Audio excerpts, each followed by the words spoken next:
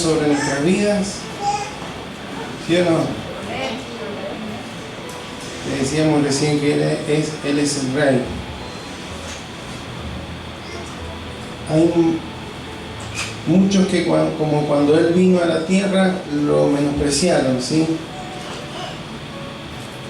Lo quisieron levantar como rey cuando multiplicó los alimentos. Casi que se convencieron de que Jesús tenía poder para sostenernos como nación, pero solo lo vieron desde un punto de vista de conveniencia, no de señoría en sus corazones. El Señor Jesús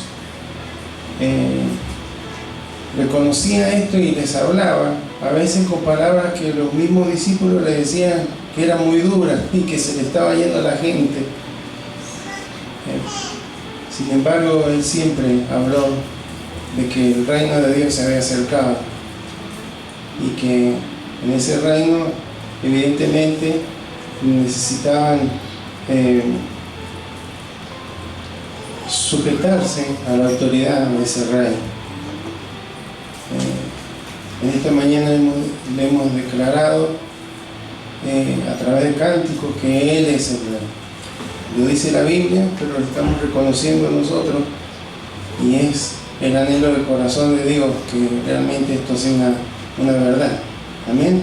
Que Él sea el Rey de nuestras vidas. Y en esta mañana quiero invitarles a que abran su Biblia en el libro de Hechos, en el capítulo 9, vamos a leer el versículo 31. Hechos 9:31, vamos a leer este versículo donde el Señor nos va a hablar esta mañana. Hechos 9:31, leemos en el nombre de Jesús. Amén. Y dice así: entonces las iglesias tenían paz por toda Judea, Galilea y Samaria, y eran edificadas, andando en el temor del Señor, y se acrecentaban fortalecidas por el Espíritu Santo. Amén. Me invito a que oremos. Señor, en esta mañana tan preciosa que tú nos concedes, te agradecemos porque hemos podido expresarte alabanza, Señor. Hemos podido, como parte de nuestra adoración, Señor, cotidiana, nos hemos podido reunir y cantar cánticos, Señor, que exaltan tu nombre, Señor, que reconocen tus virtudes. Y hemos terminado hablando acerca de que tú eres el Rey, de que tú eres el Rey de los cielos, el eterno Dios. Hemos estado recordando algunas de tus atributos y cualidades como Dios eterno y amoroso que eres, Señor. Gracias por el privilegio de poder hacerlo. Anhelamos, Señor, en nuestros corazones que haberte agradado en esta mañana, más allá de la temperatura que sabemos que hoy podrá hacer en el ambiente, el cansancio de tener que levantarnos tempranos en el día de hoy, pero lo hacemos con gozo, Señor, porque tú eres digno y tú mereces, Señor, que este día que ha sido apartado para ti podamos consagrarlo, Señor, de una manera especial para adorarte y hacerlo como iglesia, Señor. Gracias por cada familia que está aquí, Señor. Oramos por aquellos que no habrán podido llegar por diferentes motivos. Seas tú alcanzándoles, Señor, con tu gracia, con tu bendición, donde quiera que estén.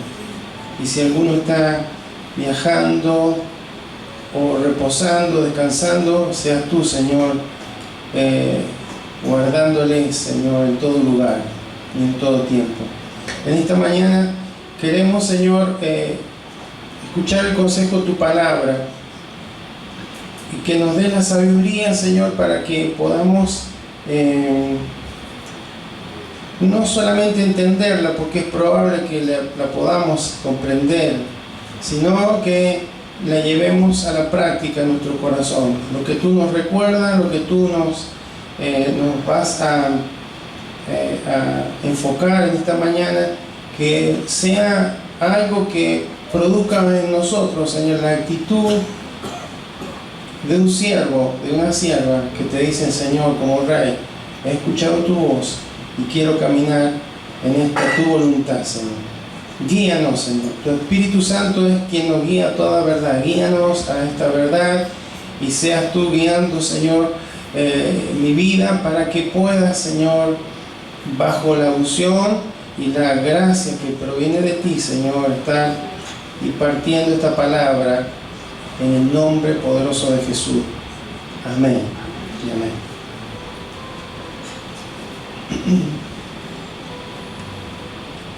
Esto que hemos leído está en el contexto, lo previo es la conversión de Saulo, ¿sí? Y Pablo. No es que Pablo dejó de ser Saulo, es la misma persona, ¿sí? Siempre fue Saulo, y hasta muchas veces los mismos compañeros de milicia le seguían nombrando Saulo. De todas maneras, hermano, Saulo era un perseguidor de la iglesia y le tenían terror. Pero terminamos estos versículos ya con un Saulo entregado a Jesucristo, que había ido a Jerusalén, y dice que había en las iglesias paz por toda Judea, Galilea y Samaria. Fueron los lugares por donde Jesús estuvo hablando del reino de Dios. Pero dice que eran edificadas, esto estamos hablando espiritualmente, y aquí declara la palabra: andando en el temor del Señor. Y por supuesto con el consuelo, cuando dice ahí fortaleza, en el original también se traduce consuelo del Espíritu Santo, ¿sí? Después de un tiempo en el que habían sido perseguidos muy fuertemente en Jerusalén, se esparcieron, y uno de los que había sido elegido para servir las mesas, llamado Felipe, se fue a Samaria. No sé si todos los judíos hubieran elegido ese lugar para él, porque había una confrontación fuerte entre ellos, pero Felipe fue ahí, fue a predicar el Evangelio, y las multitudes comenzaron a entregarse a Jesucristo, de tal manera que desde Jerusalén dijeron: tenemos que ir a ver, a supervisar lo que está ocurriendo ahí. Pedro y Juan fueron hacia aquel lugar y vieron el mover de Dios por la predicación del Evangelio. Y no solamente había paz porque Saulo dejó de perseguir a la iglesia, sino que los religiosos judíos, que eran los que iniciaban la persecución, o sea, ellos iban a decirle a las autoridades romanas: estos cristianos están violando o están confrontando la ley de Dios. Entonces ahí los romanos los perseguían y los encarcelaban. Pero ahora estaban muy ocupados porque el emperador de la época quería hacerse una estatua personal y llevarla al templo en Jerusalén. Entonces estaban abocados a impedir que eso se produjera y dejaron de perseguir por un tiempo a los cristianos. Por eso es que había esa paz. Pero de lo que el Señor nos quiere hablar en esta mañana es acerca del temor del Señor. El temor del Señor. Mayormente se habla mucho del temor de Dios en el Antiguo Testamento, ¿sí? Donde hay manifestaciones de Dios tan fuertes, tan poderosas, visiblemente, audiblemente, que encontramos mucha gente temblando ante la presencia del Señor, ante el poder, la majestad, la manifestación, la santidad de Dios. Pero no es, vimos acá, y después vamos a ver algunos otros versículos rápidamente como para tener una base bíblica. Pero el temor de Dios, hermano, es algo que lo habla el Antiguo Testamento y el Nuevo Testamento, ¿sí? Y no es algo que implique, cuando alguien habla de una persona temerosa de Dios, ¿qué pensamos? En estos tiempos, hermano, aún se piensa eso es religiosidad. Me acuerdo que cuando era más chico, mis padres, los hermanos de esa época, hablaban mucho del temor de Dios. ¿En qué sentido? Por ahí veían alguna actitud y decían, esa persona no tiene temor de Dios. O mi madre, mi padre por ahí decían, eso no está bien, tenés que tener temor de Dios. Con lo que decís, con lo que haces. Pero parecía que el tiempo ha ido haciendo que esto se diluya. Y no hablamos mucho del temor de Dios. Como si esto significara, prefiero que digan que soy un buen cristiano, que soy un cristiano ejemplar, y no que digan que soy un cristiano temeroso, porque yo no tengo temor a nadie. Y porque la Biblia dice que el perfecto amor de Dios echa fuera todo el temor.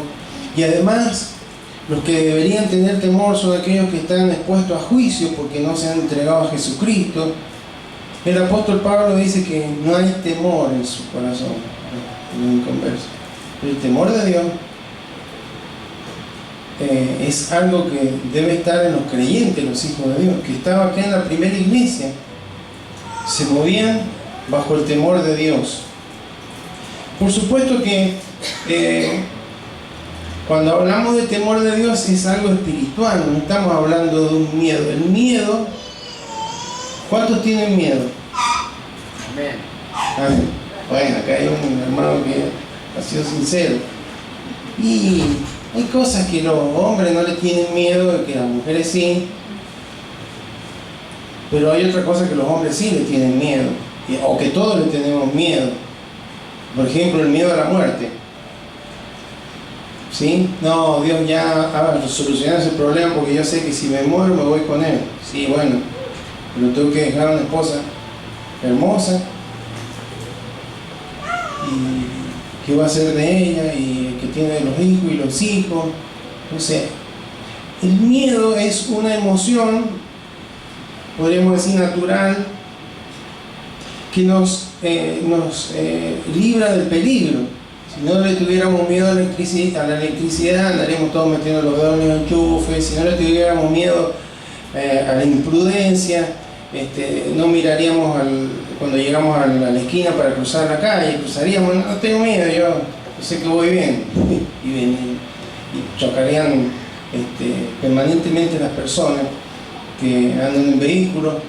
Es decir, ese es el miedo que no nos paraliza, sino es un miedo que nos ayuda a evitar el peligro, ¿sí? Pero otra cosa es el temor. El temor ya es algo más fuerte. Un ejemplo podría ser, imagínense que usted está en su casa descansando y escucha que alguien ingresa a su propiedad con un arma, ¿sí? ¿Qué le da ahí? ¿Le da miedo o no? Es que llaman al 911, llamemos a la policía, algo hacemos, porque el mismo miedo, ¿no? Con todo lo que está ocurriendo, con todas las cosas que ocurren a nuestro alrededor, el miedo nos hace accionar para evitar el peligro. Pero no es lo mismo el temor, vivir con temor a que alguien ingrese algún día a la casa y no dormir bien, dejar todas las luces prendidas, poner un monitor ahí en la cama para ver todas las cámaras mientras estoy durmiendo para que no entre nada. Imagínense, ese es el temor. ¿Se entiende la diferencia? El temor paraliza, el temor no me permite vivir bien. Esa es la diferencia entre el miedo y el temor. Pero vamos a ver qué es lo que la Biblia nos dice acerca del temor de Dios. Primero vamos a repasar algunos versículos del Nuevo Testamento donde se habla del temor de Dios. Y son muy clarificadores, ¿sí? 2 Corintios 7:1. Vamos a ir leyendo rápido, ¿sí? Así no se extiende. 2 Corintios 7:1 dice: así que, amados, puesto que tenemos tales promesas, limpiémonos de toda contaminación de carne y de espíritu, perfeccionando la santidad. ¿En qué? En el temor de Dios. Ya hemos leído otro, pero ¿está en el Nuevo Testamento o no está en el Nuevo Testamento? ¿Sí? O sea que para caminar en santidad y no ceder a los deseos de la carne, hay que tener temor de Dios. Efesios 5:21.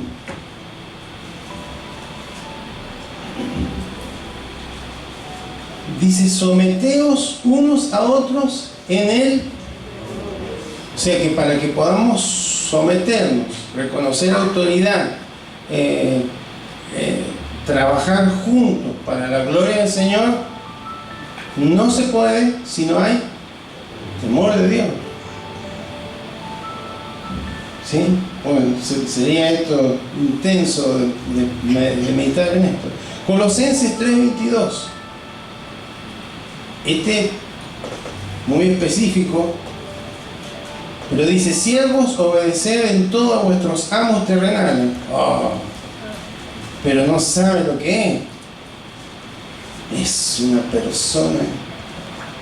No importa, acá dice: obedeced en todo a vuestros amos terrenales. Por supuesto que hasta el límite de la desobediencia a Dios. Si el amo terrenal me está induciendo a desobedecer a Dios, ahí sí le puedo decir no, ¿sí? Pero dice: obedeced en todos vuestros amos terrenales, no sirviendo al ojo. Ahí viene el jefe, hagamos que estamos trabajando. Se fue, bueno, vamos al celular. Una de las ventajas del celular ahora veo que los controles de policía por ahí están muy entretenidos con los celulares. Menos mal, no vamos a perder tiempo, no van a dejar pasar. ¿Sí? No, dice: y no sirviendo al ojo, como los que quieren agradar a los hombres, sino con corazón sincero. ¿Cómo? Temiendo a Dios. O sea que Dios quiere que nos sujetemos a aquellos que están en autoridad en el mundo. No estamos hablando. El anterior era dentro del ámbito del cuerpo de Cristo, pero ahora es en el trabajo, en el colegio, los profesores. Me tengo que sujetar, tengo que obedecer sinceramente, y eso es posible solamente con el temor de Dios en el corazón. 1 de Pedro 1:17.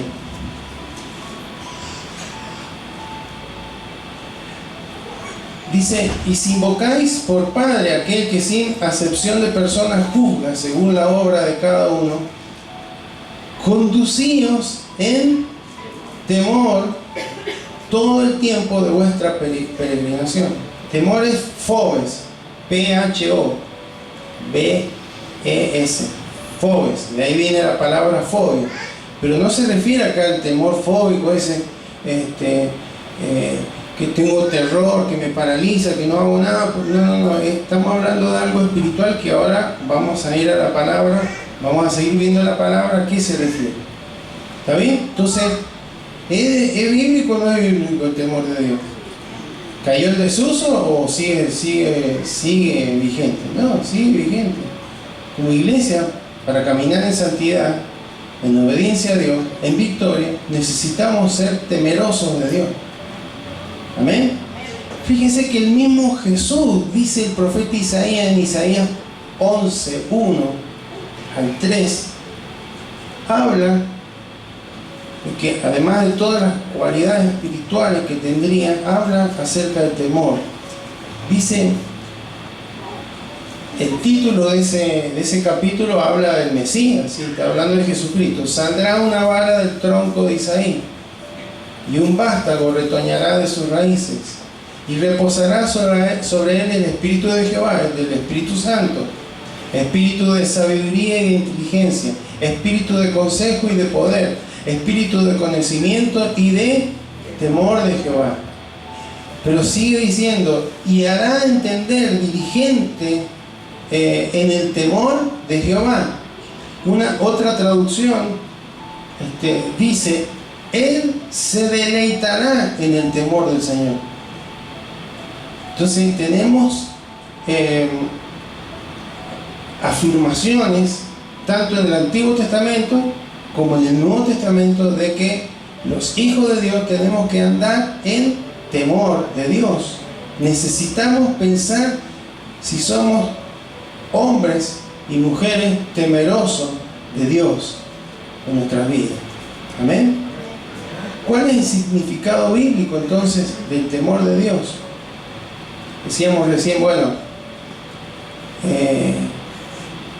cuando encontramos temor en el Antiguo Testamento, significa dos cosas. Primeramente, el temblor, el impacto que produce la gloria de Dios, la presencia de Dios, la santidad de Dios. Y por otro lado, habla del respeto, de la disposición de adoración, de considerar al Señor, el respeto en nuestras vidas, de valorar, de honrar al Señor, ¿sí? Y esto tenemos muchos versículos, habla de la reverencia, ¿sí? Por ejemplo, en Éxodo 20, 18 a 19, yo no lo leo así, no nos demoramos, pero habla de que el pueblo de Israel estaba al pie del monte Sinaí, y en el monte veían y escuchaban truenos, relámpagos, salía humo, un mover así, y estaban aterrorizados, hasta el punto que estaban esperando que Dios le diera la ley. Le dijeron a Moisés, habla vos con nosotros, pero que Dios no hable con nosotros, no vaya a ser que muramos. Ese es el temor del terror, ¿sí? ¿Por qué? Por la majestad, por la santidad de Dios. Imagínense que estar al frente de acá de una de las sierras estas tan bonitas que Dios nos ha dado, y que haya una nube, y que hayan truenos, relámpagos, humo, todo por la presencia de Dios. No era que había un incendio, que había una tormenta, era la gloria de Dios manifestándose ahí. ¿Cómo temblaría la gente? ¿Sí? Después de una catástrofe, como un terremoto, un tsunami, la gente tiembla y busca a Dios. Después de la pandemia, cuando empezó, recuerdo mucho el temor. Bueno, pero parece ser que muchas veces relacionamos ese tipo de temor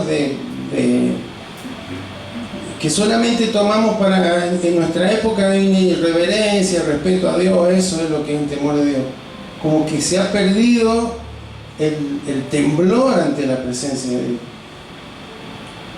Como que eso es para el Antiguo Testamento. Y sí, imagínense, Isaías vio una visión de Dios y bueno, cayó postrado ante la presencia de Dios, no quería ni hablar. ¿Qué voy a hablar yo si tengo los labios sucios? Y sale ahí un ángel de Dios, le quema con un carbón, sí, todas esas. No, pero esas cosas eran del Antiguo Testamento. O que Moisés está cuidando a la oveja y ve una zarza que arde, y se acerca y escucha una voz que le dice: quítate la sandalia de tu pie, porque el lugar donde estás es lugar santo. Imagínense el terror, la magnificencia de Dios. ¿Qué cree? ¿Que en el Nuevo Testamento no pasó eso nunca? Vamos a ver un ejemplo. Marcos capítulo 4, versículo 40. Los discípulos iban en la barca y Jesús durmiendo en la barca, en la popa. Y bueno, estaban desesperados porque agarró una tormenta en el medio del mar de Galilea, y estaban viendo que se iban a morir. Entonces lo despertaron a Jesús y finalmente cuando Jesús hizo calmar la tempestad, fíjense Marcos 4:40, y les dijo: ¿por qué estáis así amedrentados? ¿Cómo? ¿No tenéis fe? Y escuchen lo que dice ahí. Entonces temieron con gran temor y se decían el uno al otro, ¿quién es este que aún el viento y el mar le obedecen? ¿Temblaron o no temblaron? Y en el Evangelio según San Marcos hay un montón de casos de gente que tembló ante la obra, ante la enseñanza de Jesús. Entonces, el concepto de temor de Dios es sí, respeto, reverencia por Dios, pero también es temblar ante su santidad, ante su majestad.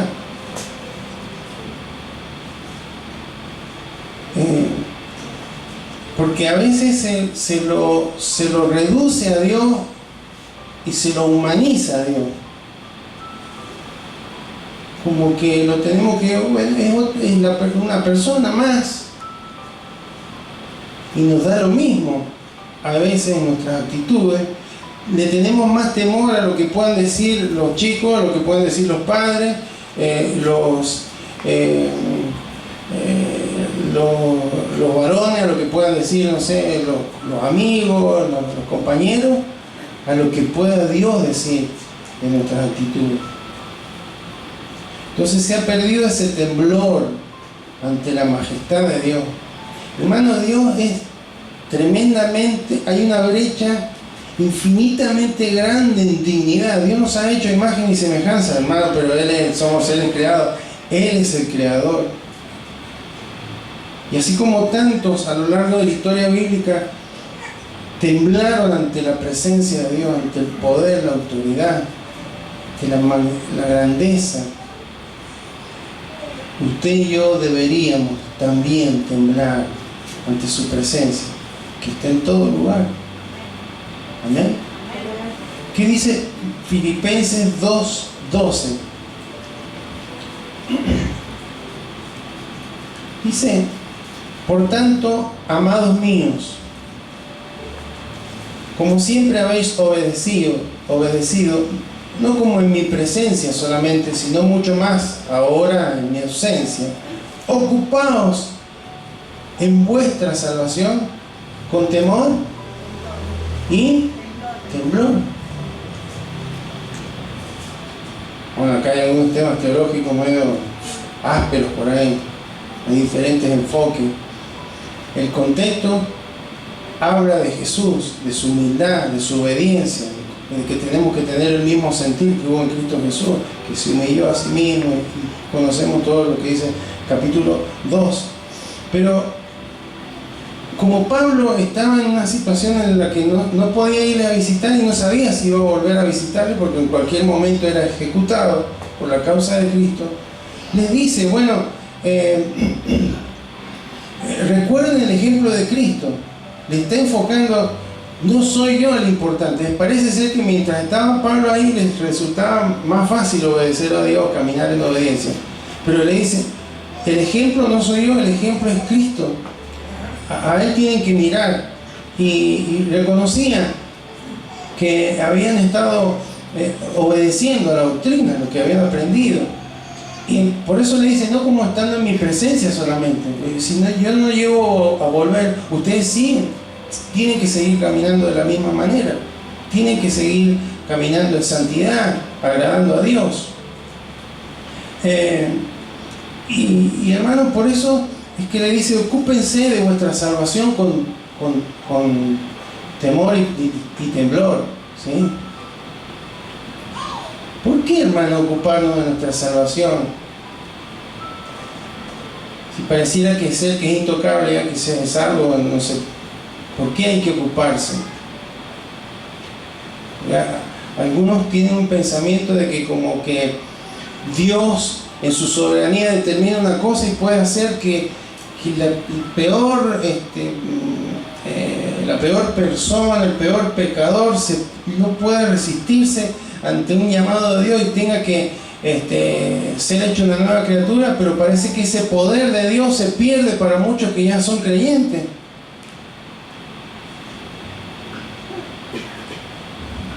Por eso habla la Biblia que hay algunos que resisten el Espíritu Santo, otros que contristan el Espíritu Santo, otros que han perdido el primer amor. ¿Por qué, hermano? Porque no están transitando la vida cristiana con temor y temblor, reconociendo el alto precio que fue pagado y sabiendo que hay que caminar en fe y en obediencia. No es que, bueno, yo soy salvo y hago lo que quiero, decido lo que quiero porque la justicia de Cristo. No. Hay una parte que la hizo Dios. Yo no puedo nacer de nuevo, yo no puedo ser hecho una nueva criatura, yo no puedo tener fe si el Señor no la produce en mi corazón a través del mensaje del Evangelio y demás. Pero después tengo una responsabilidad. Todo el Nuevo Testamento me habla. Amén. Entonces, el temor de Dios es tener esa conciencia profunda de la presencia de Dios donde quiera que esté.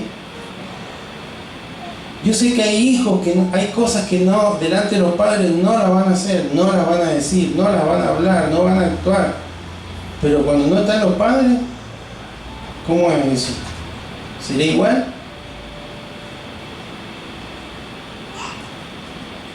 Pero si Dios está en todo lugar, ¿cuál es la diferencia? No me ve mi papá, no me ve el profesor, no me ve mi jefe, no me ve el pastor, no me ve mi líder, pero me ve Dios. Ese es el temor de Dios, la profunda conciencia de su presencia en todo lugar.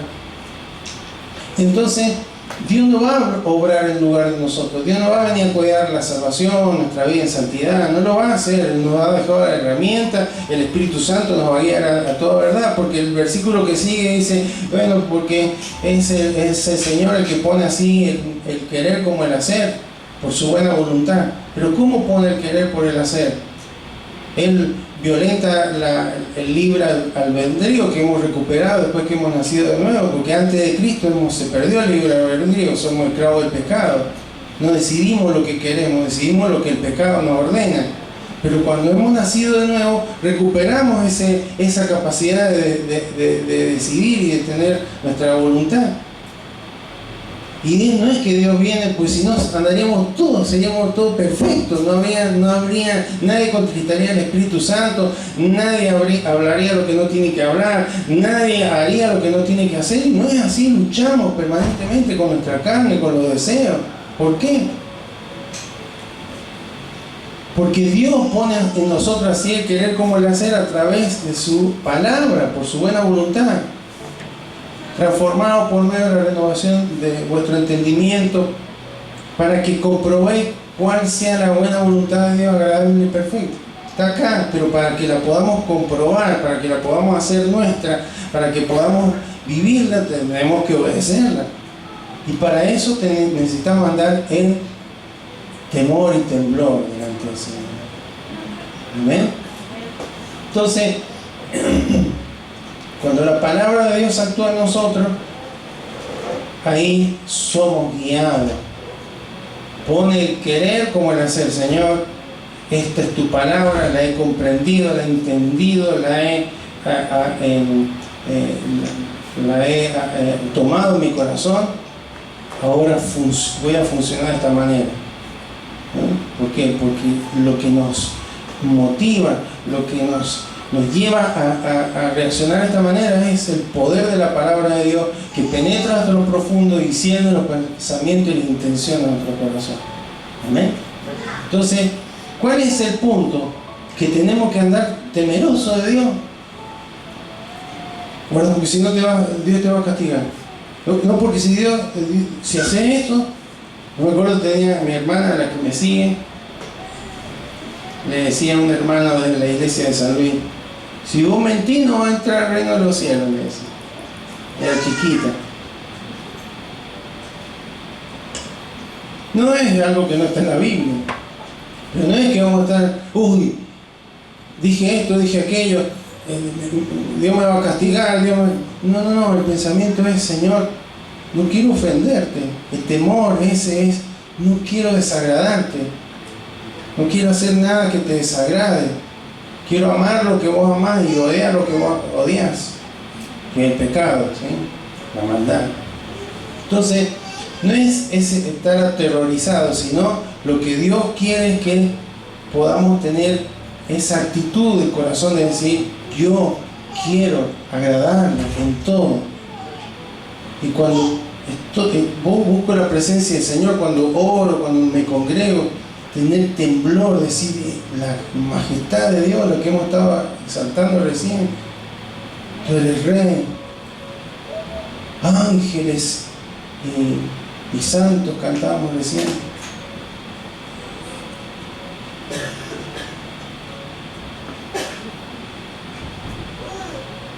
Vamos a Proverbios 1:7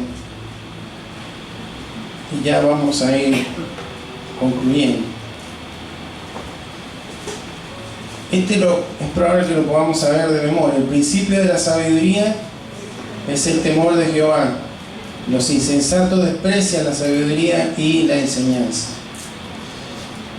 Este es un verso antitético, se denomina, donde la primera parte contradice la segunda y viceversa. Son dos cosas opuestas.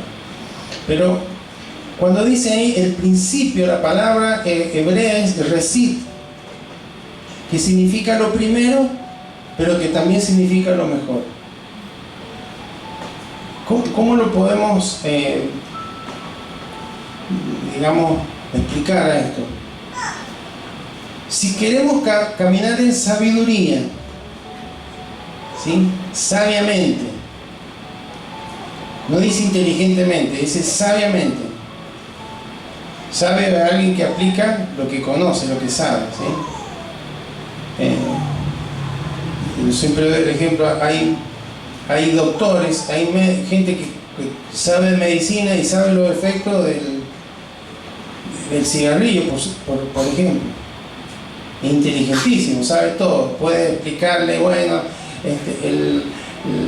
los componentes del cigarrillo pueden provocar esto en los pulmones, pero fuma. Entonces es inteligente pero no es sabio, ¿sí? Perdón de la medicina,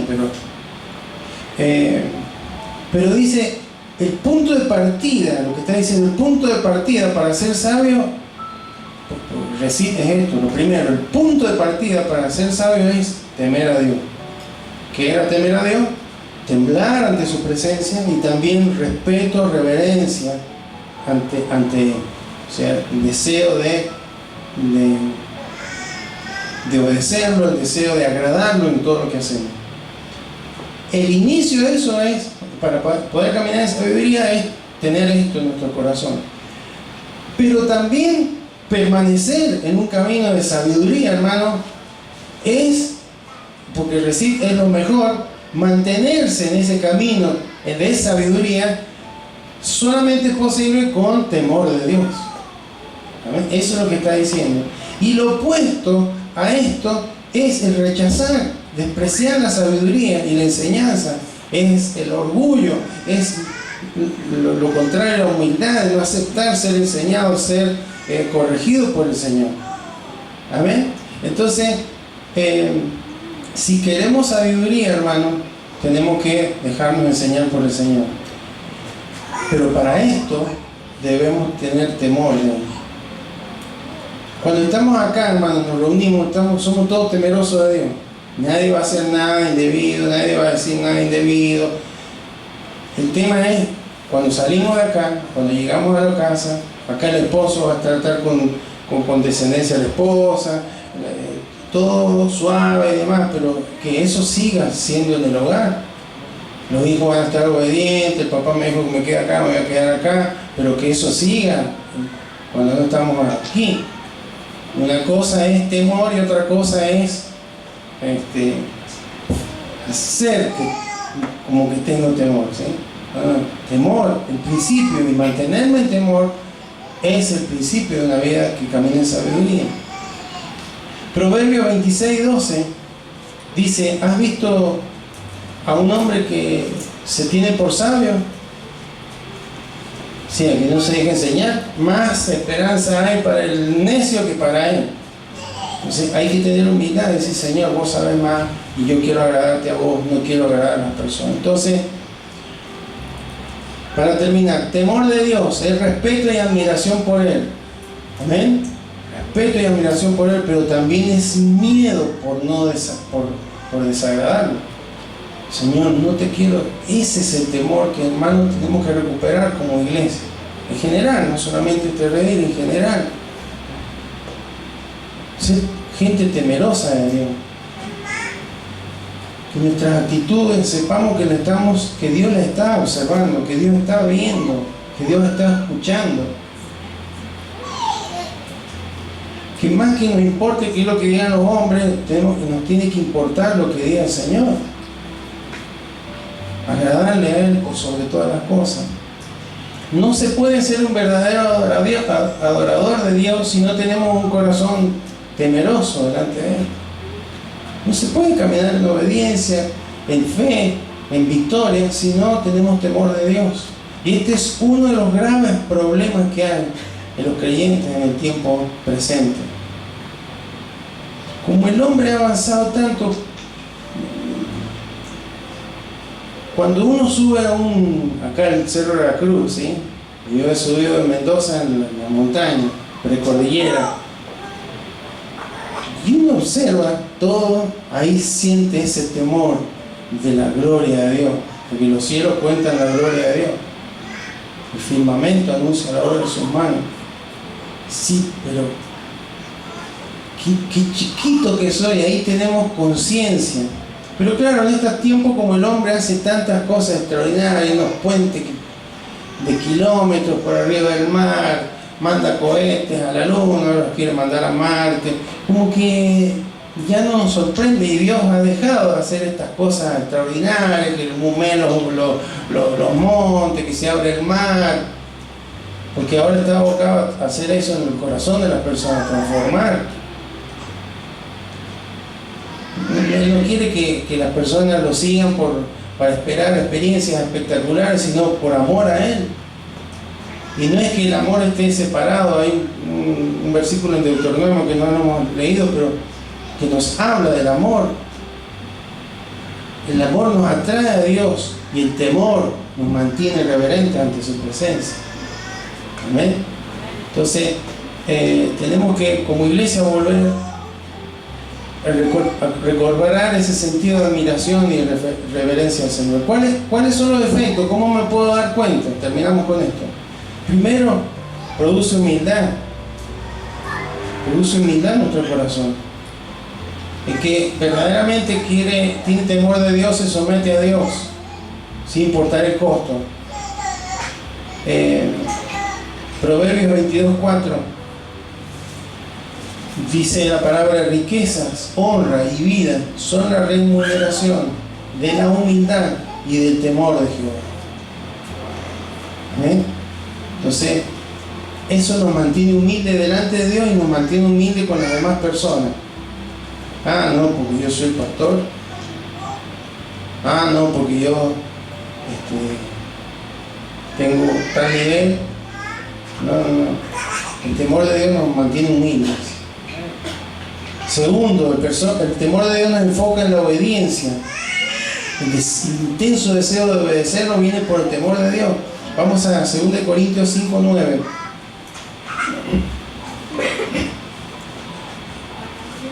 Por tanto, procuramos también, o ausentes o presentes, serle agradables.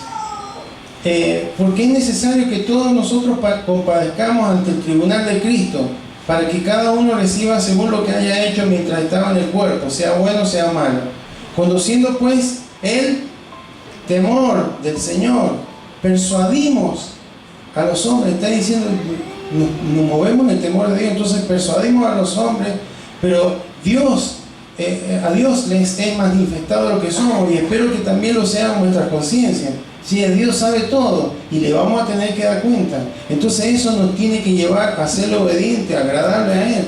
para que cuando le debamos rendir cuenta, nos pueda felicitar, nos pueda decir bien, buen siervo y fiel. A los esposos Dios les va a pedir cuenta, a los padres Dios les va a pedir cuenta, a las esposas Dios les va a pedir cuenta, a las madres Dios les va a pedir cuenta, a los hijos Dios les va a pedir cuenta, a los que están en autoridad Dios nos va a pedir cuenta, a todos nos va a pedir cuenta. Los que hemos recibido dones, a todos nos va a pedir cuenta. ¿Qué hemos hecho con la gracia que Él ha derramado sobre nuestra vida? Entonces, el temor de Dios nos enfoca en la obediencia. Sí, bueno, tengo un montón de dificultades, pero yo voy a mantenerme en obediencia porque temo a Dios y tengo terror de desagradarle. Tercero, nos lleva a crecer en valentía espiritual para hacer la voluntad de Dios. En Hechos 5, hermanos, 5:29, empieza la iglesia, empiezan a predicar y bueno, los confrontan y dicen, ustedes no pueden predicar más de Cristo. Entonces los apóstoles dicen, bueno, ¿qué? Vamos a obedecer a Dios antes que a los hombres. Le dieron una paliza, hermano. Usted puede leerlo después. ¿Y qué pasó después de esa paliza? Siguieron predicando el Evangelio, porque le tenían temor a Dios, no a los hombres. ¿Amén? No es que estaban rompiendo las leyes, no estaban haciendo nada malo, estaban predicando el Evangelio, la buena noticia. Entonces el temor de Dios vence el temor del hombre. Y una gran diferencia entre el primer rey de Israel y del segundo rey de Israel. El primero fue Saúl. Dice la Biblia, usted puede leerlo, que le tenía temor al pueblo, pero David le tenía temor a Dios. Amén. ¿Quién tuvo un reinado diferente? Aquel que fue temeroso de Dios y no del hombre. Cuarto, el temor de Dios nos ayuda a evitar el pecado. Amén. Proverbios 8:13.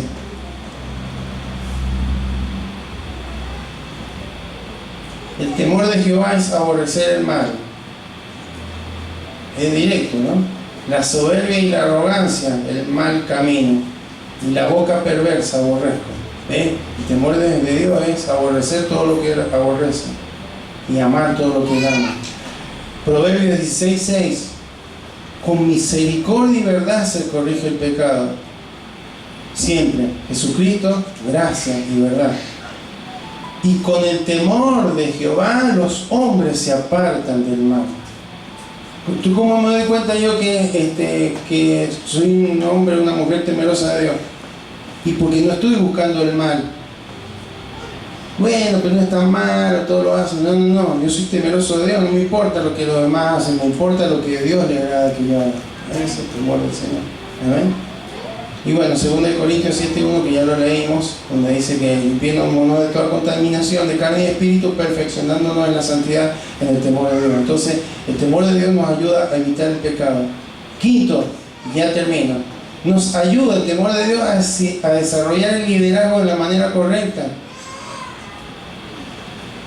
En Éxodo 18:21, cuando Jetro, el suegro de Moisés, le dijo, mirá, tenés mucho trabajo, tenés que delegar. Una de las cualidades de los varones que tenía que llamar era que fueran temerosos de Dios. Y cuando un líder, un hombre de Dios, una mujer de Dios es temeroso de Dios, no se va a aprovechar de los que lideran, no va a manipularlo, no se va a enseñorear, sino que va a tener siempre un espíritu de siervo y de siervo. Amén. ¿Qué hace eso? El temor de Dios. Cuando se pierde el temor de Dios, se pierde un liderazgo como el de Cristo. Amén. Y el último punto, el temor de Dios fomenta el amor a Dios y también a nuestro hermano.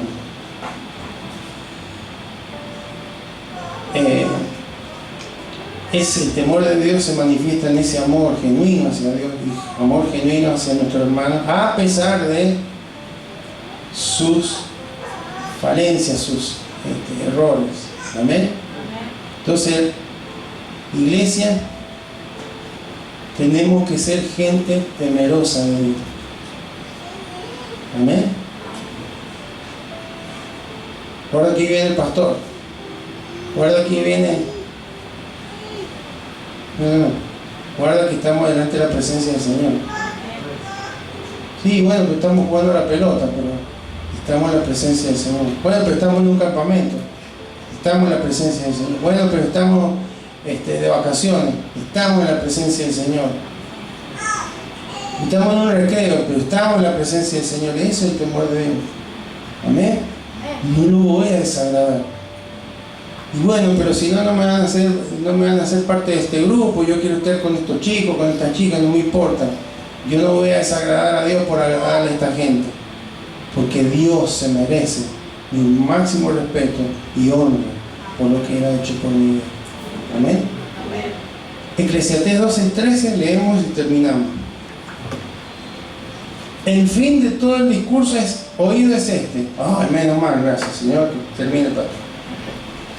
Teme a Dios y guarda sus mandamientos, porque esto es el todo del hombre.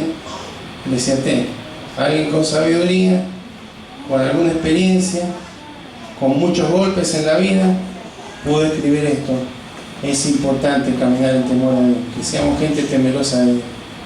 Amén. No es cuidar, mantener que nadie vea los errores, los defectos que yo tengo. Si el Señor te lo está viendo, a Él tengo que agradarle. Entonces, no voy a tratar de ocultarle a las personas lo que no le puedo ocultar a Dios. Voy a ser sincero, voy a ser sincera y voy a actuar en consecuencia, porque temo a Dios.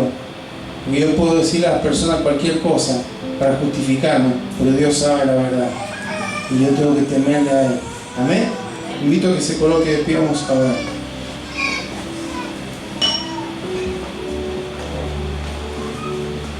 Bendito Señor, te damos gracias en esta mañana porque nos recuerdas un concepto que lamentablemente hemos ido perdiendo, Señor, a lo largo de los años. El concepto del temor de Dios. Algo que al menos en mi niñez yo escuchaba con mayor frecuencia. Y hombres y mujeres tan hermosos, preciosos en ti, Señor, en tu camino, caminaban de esta manera. Cuando no eran vistos, cuando no estaban rodeados de gente que les conocía, de hermanos, de líderes, seguían actuando de una manera íntegra, Señor, delante de ti, porque eran temerosos de ti. Cuidaban un montón de detalles que algunos lo podrían señalar como que religioso, pero era temor, eran temerosos, Señor. Queremos recuperar esto, Señor, como iglesia. Gente temerosa de ti, porque vivimos en épocas difíciles. Ahora lo que antes por ahí era físico, la persecución y demás, puede ahora ser a través de ignorarnos, de hacernos a un lado, de escracharnos en las redes sociales. Pero Señor, queremos tener ese temor reverente, de respeto ante ti, Señor, y también de temblar ante tu presencia. Hoy no podemos estar en tu presencia, en tu gloria, Señor, no porque no resistiríamos tu santidad, tu majestad, tu omnipotencia, tu belleza, decíamos recién a través de los cánticos, Señor, tu grandeza, tu señorío. Pero Señor, estamos en un tiempo de santificación donde vamos siendo perfeccionados, y un día tú nos vas a glorificar, vas a transformar, vas a adaptar nuestros cuerpos para que podamos estar en tu misma presencia, en tu misma gloria, Señor. Pero hasta que llegue ese día, queremos caminar, Señor, como estando en esa gloria, en esa presencia, Señor, sabiendo que tú nos observas, no para castigarnos, no para hacernos daño, sino porque anhela que podamos responderte, Señor, con humildad, siendo instruidos por ti, decidiendo caminar en sabiduría y mantenernos en sabiduría, agradándote a ti antes que agradarnos a nosotros mismos y de agradar a los que nos rodean. Señor, llénanos, Señor, de ese temor santo, Señor. Ese en el cual el profeta Isaías dijo que Jesucristo, el Mesías, se agradaría de caminar en el temor.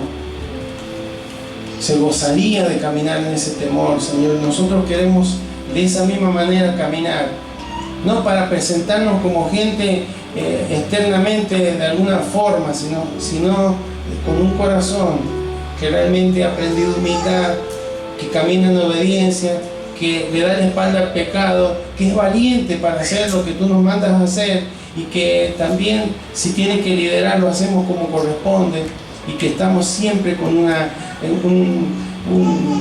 desarrollando un amor cada vez más profundo y más fuerte hacia ti y hacia los que nos rodean. Señor, en esta hora te bendecimos y te rogamos que nos ayude a ser gente temerosa de ti, gente que camina en integridad, que no nos vanagloriamos de nada, sino que te honramos a ti con lo que decimos, con lo que hacemos, y porque queremos agradarte en todo, Señor. Gracias, Padre. Tú eres digno, Señor, de que caminemos de esa manera. Tú eres digno, Señor, porque tú eres santo, tú eres grande, tú eres maravilloso, Señor. En esta mañana, Señor, queremos adorarte. Te invito, iglesia, vamos a aceptar el nombre del Señor y reconocer su grandeza, reconocer su santidad y la dignidad para honrarlo como Él se merece.